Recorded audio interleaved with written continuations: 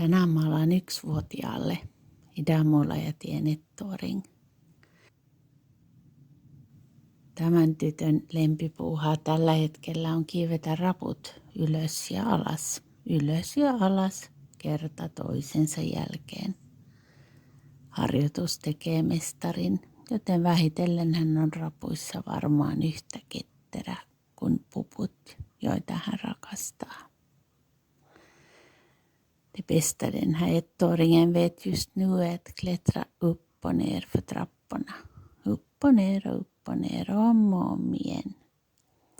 Övning ger färdighet. Så småningom tar hon väl trappan med några skutt. Precis som popokaninerna som hon tycker så mycket om.